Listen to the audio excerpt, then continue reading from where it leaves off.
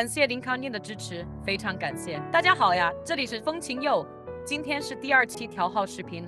那么我们废话不多说，看看今天的这位小伙伴又能带来什么不一样的惊喜吧。Hello， 大家好，本期节目由风情柚独家赞助播出。什么？你要白嫖？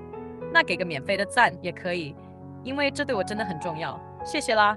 上号后发现是斗士，那么老样子，先看看刻度，然后是排名。垫完衣服，然后排名的话是第3名。我当时注意到了榜1的翅膀，但是因为翅膀太耀眼了，忽略了战力。直到我打开副本的时候，立马察觉到了不对劲。不好，泽之国前期就有宇宙翅膀，榜1大佬非富即脱，得在剪辑的时候遮住名字了。其实号主也不一般，但是能在泽之国有这个刻度的玩家，通常很容易出现实力过高，而导致无法看清自己缺什么，导致无法有效的把花出去的钱发挥出100%的实力，甚至更高。说白了就是越战能力。当然，首先还是要照常看看有没有氪歪的地方，毕竟不是顶氪，还是需要有主次的。稍微看了一下交易仓，整体价格都挺高的，应该是有比较多的大佬去进行交易。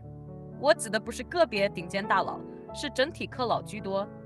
这里技能也是抽的相当让人满意，就是歪的有点厉害，不过并无大碍。技能搭配这里总体还凑合，一会可以实战看看。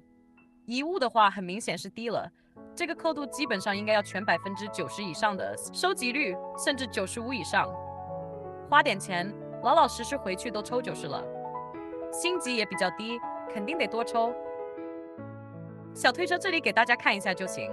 对氪佬来说，目前怎么点问题都不大。料理的话，其实可以吃一吃的。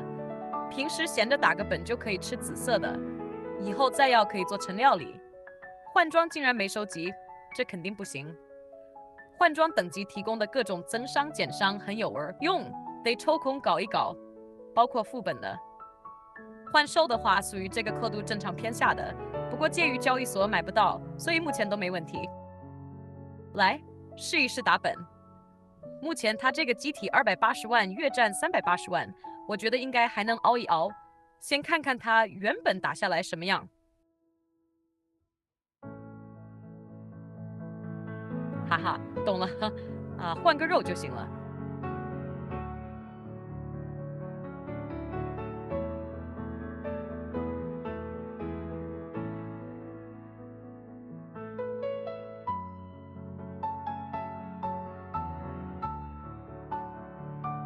也是顺利帮他从第3打到了第2。那么最后就欣赏一下氪佬的刷图效果吧。原本的技能搭配刷图效果差点意思，这里用了我搭配的。总的来说，前期氪金点不多，所以整体问题不大。